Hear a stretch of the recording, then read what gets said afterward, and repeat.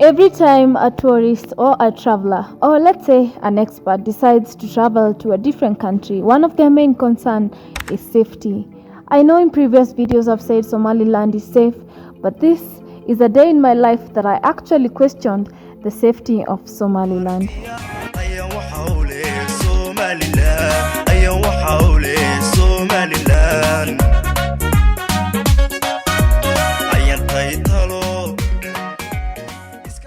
Okay, quick backstory. Every time you hear about Somaliland, you cannot fail to think about the safety issue of Somaliland. Now, the first time I actually contemplated or thought about ever visiting Somaliland, let's even say when I learned that this is a different region and it has its own president, its own everything in terms of currency and flag, unlike in Somalia, is when I started contemplating on how safe it is for me to be able to visit this region. Now, when we talk about safety, there are many branches and ways in which you can look into it, and one that was ticked off that bracket has to be issues with terrorism, because after doing my research I saw the last terrorist attack happened in 2008, which probably Kenya even had a more sooner terrorist attack compared to Somaliland. Well, so that was like, you know what, Somaliland is safe, then let's consider other factors. Are ladies safe to travel in this country? I have to say yes, for sure. Their ladies are very acceptable and you can easily be able to go around despite just different here and there cultural differences. Other aspect of safety has to be things to do with like robbery, bribery and kidnapping, which if as long as you're staying close to where other locals are doing life, then I guess you're safe.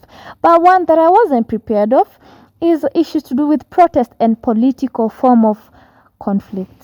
I had just spent some amazing time in Berbera by the ocean, enjoying beautiful, amazing experience until I broke my phone, and thank God I had to come back to Hargeisa. Upon arrival, I got to learn that, you know what, the next day a protest was going to be happening and it is recommended that I don't explore the town. I stay in my room. Dinner. Well, I've not eaten the whole day, so I'm very hungry.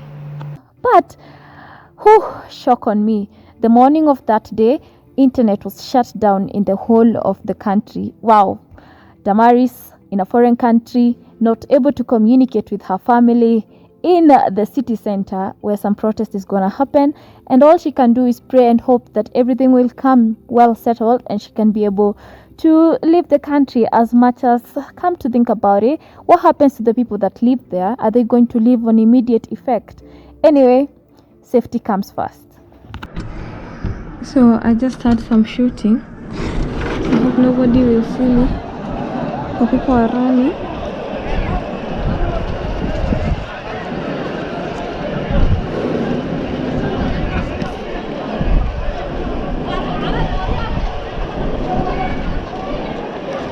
This is what I can see from my window, because I've been warned, don't go out. See, there's a police over there with a gun.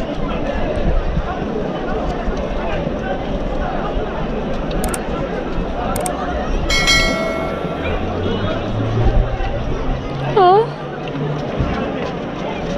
still feels pretty safe, but in normal days there are more people always walking on this street. I'm sure by now you still may or may not know what the political difference would be about, so I'll try in less than a minute to tell you what it was about according to my minimal understanding, because I try as much as possible not to go political. Anyway, apparently in November of 2022 there's gonna be election in Somaliland, and therefore because of this, or in preparation of this, there happens to be a political difference between the ruling party and the opposition party. Therefore they had to make a protest. And because of this, there was speculations, or it was said that there will be no internet for the next 3 days.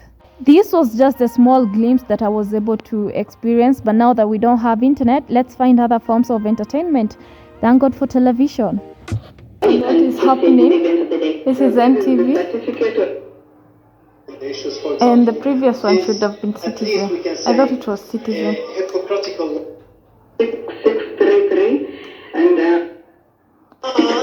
Then there is Ethiopia. This cable you can watch everything. I think I'll catch up on some of these. After close to 6 hours, be sure I had already taken enough naps, I had already watched enough television, but thank God the internet came back. More about, as I heard from people, that they had agreed to have a stable communication or discussion or agreement about the whole matter instead of protesting. But I say sorry to those who lost their lives in the midst of this. Anyway, Damaris, being the normal risk taker, she decided to go out and still explore the city, because by now I had made up my mind that this was going to be my last day in Somaliland. Unfortunately, my trip had come to an end abruptly. I still had more things that I wanted to show you guys. I still had more things that I wanted to experience, but unfortunately, it was time for me to go. I've seen all your messages about Last Girl. I've seen all your messages about Borama, but safety first.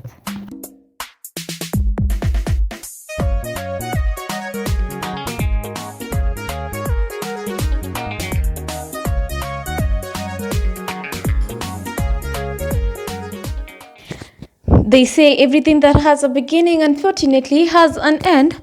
This is me about to check out from my hotel room to say bye to Somaliland. I have experienced a lot over here, loved it, and well, a lot. Some of the things that I went through I did not like breaking my phone, like the protest that happened, internet disappearing. But above everything, I had a great time. I have to say, loved the weather. Oh my goodness. Yeah. Anyway, maybe I should do a video highlighting things I loved and things I hated while in my stay here. But the sad thing is, as much as I have no specific individual that I am saying bye to and I have spent all the time over here with, I still feel sad leaving the country. I still feel like stay longer, enjoy the weather, especially when I remember where I'm going. The temperatures could be different, but we have to learn to adapt to everything that comes our way. Anyway, I have like less than a few minutes to have made it back to have made it to the bus station. The thing I like about this place is the buses really keep time. Like if they say it's exactly at 9, which is the case in this case today, it is exactly at 9, and I have like 10 more minutes to go and like a 4 minutes walk distance. Yeah, so let's go. Dear Somaliland, now, you are a special country for me in my record of traveling. One, this is the shortest time I have spent in a country, and I have to say I experienced some of the amazing episodes or series and time, especially exploring on my own. Second, I still wish I could have tried the camel milk and the camel meat, so I can feel more Somali and just have more fun and explore more. Other places that I also wish to show the world, but I guess it wasn't supposed to happen this time. All I can say for now is I wish I came sooner or before, but I came this time. Maybe in the future I'll be able to come again and show more beauty and also how transformed the country and grown the country is going to be. You have surprised me in many ways, in things I never expected while I was coming here.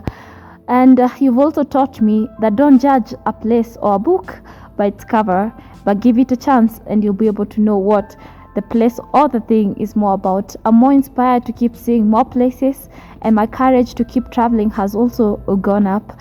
For now, I'm gonna take this ride and decide what my next moves are going to be. Otherwise, I had a great time, and peace and unity to Somaliland until we meet again. Ciao. So welcome to the border city called Wajale.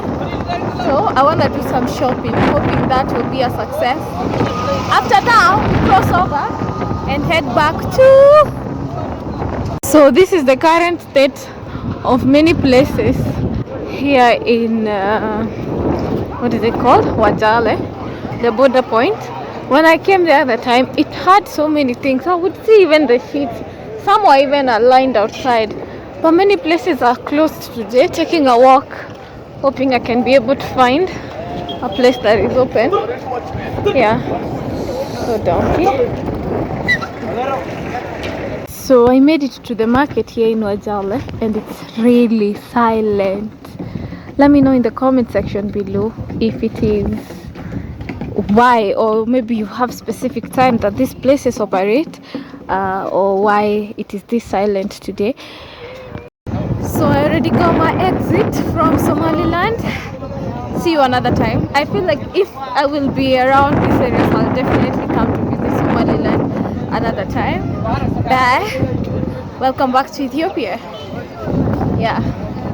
Salam no Ethiopia.